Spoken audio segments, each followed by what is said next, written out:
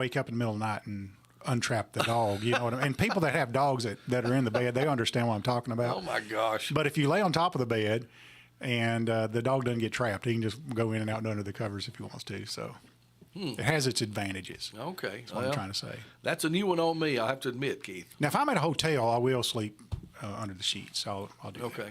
So interesting. Well, now we know. How do we get on that? I don't know. I don't know how we got on We that. digress. Well, I told you that we could talk current events. Yeah, we don't get to do that much. There have been a lot of current Golly. events. Things are happening big time. The election was finally over. That's right. We waited on the inauguration day. And I took off for a lot of the day to watch it. We had planned to do that. My wife wanted to plan the day. She said, I want you to take off that day if you can. Yeah. And I did go in the morning, but I was at home by the time they actually got to the inauguration ceremony. So I got to watch that. And then a lot of the activities from that point forward and all that. So that was interesting to see how that unfolded. You know, there's so many different takes on what's been going on in the last few days, but I'm like you. I was at work, but we had it on. I have a TV in my office, and the guys next to me, they have TVs in their office. So it was on all 3 different TVs. And, and so if you walked in between offices, you didn't miss anything. Right.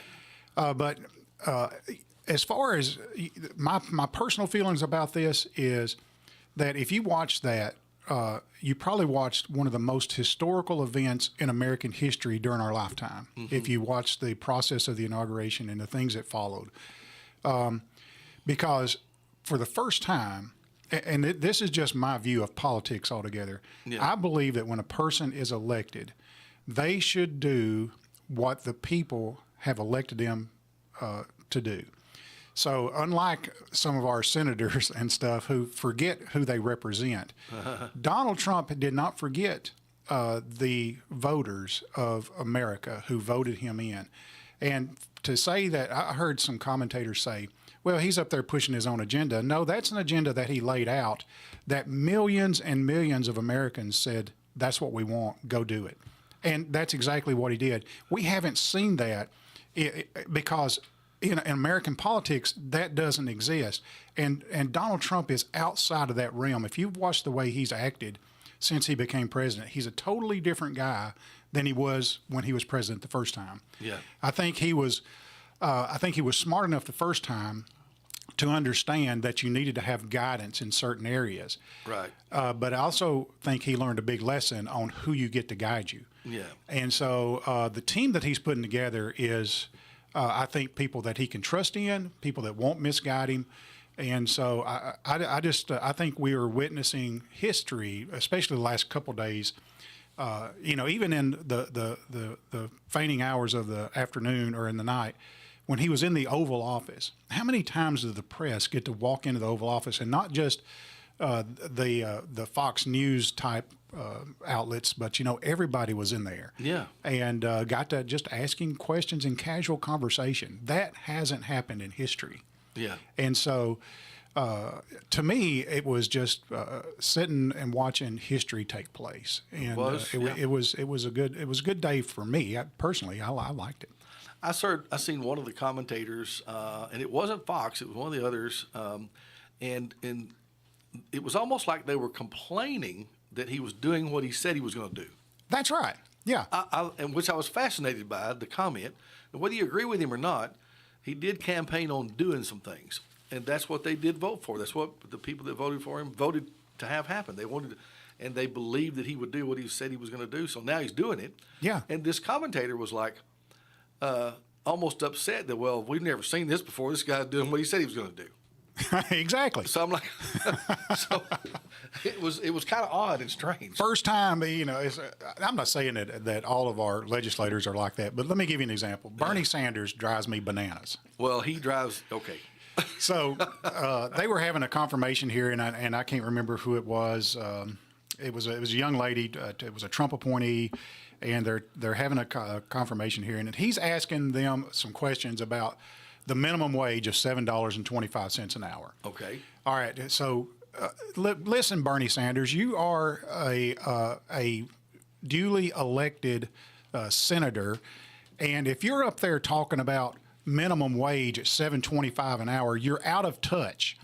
You've been up there too long. Here's the way I sort of put that into context. If you have lived in Lawrenceburg your whole life and you come uptown every day and you drive through town, there's changes that's been made, and it's almost like the frog in the boiling pot thing. You really don't. You see the changes going on, but they don't register. Now, if you are from Lawrenceburg and you move away for 10 years and you come back, the changes stand out. Oh, yeah. There's a huge difference. They're dramatic. So that's why I'm a huge term limit proponent, because and I know that people say, well, the election is the term limit if people don't want you. Well, if that's the case, why don't let the president do that? Don't put term limits on the president.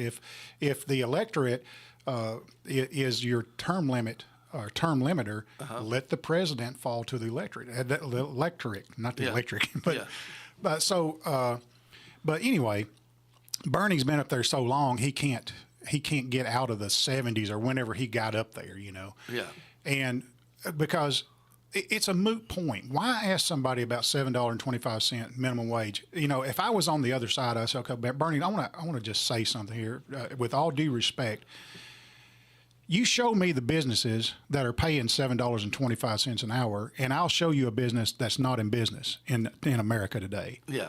And there is, unless you're on a commission type thing and they're starting you out at $7.25 an hour plus commission, there's not a business that I know of that's hiring for $7.25 an hour. It will not happen. Yeah. So why go up there and drill somebody on something that's as moot as that? It just drives me crazy. And these guys are supposed to be the smartest people. Most of it's theatrics anyway. It is. Most of it's theatrics and showboating anyway. And I hope she's listening. Our own Senator, Marsha Blackburn, and I voted for Marsha. Marsha, I'm a constituent of yours, but I'm not happy with your actions in case you're watching this. There you go. So she's more concerned about her next interview with Fox News than she is with the constituents of Tennessee, or her constituents here in Tennessee. Mm-hmm. And it goes to... there's a lot of senators up there, her included, and even our former representative Mark Green. They're not native Tennesseans. They just moved to Tennessee and decided to run for political office. And so I think Marsha's from Mississippi. So she's a Mississippian. But she represents Tennessee. I think there ought to be a law that, just like the president, you got to be born in the United States. If you're going to represent Tennessee, you got to be born in Tennessee. Be a true Tennessean. That kind of makes sense. I like that. Anyway, did you ask me a question? You and I should actually run things, but go ahead. Yeah. No. So you be the president, I'll be the vice. All right. So if I was Donald J. Trump for one day, yes, I would say, all right, we're going to solve the illegal. Now the term is illegal, not legal, or those who are here trying to do a legal process. Right.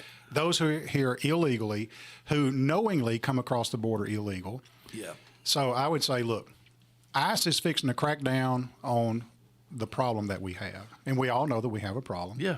Whether you want to admit it or not, it's an issue. You've got 2 months to make it to Los Angeles, San Francisco, or to Seattle. And if you make it there, you're safe. And as long as you stay there, you're safe.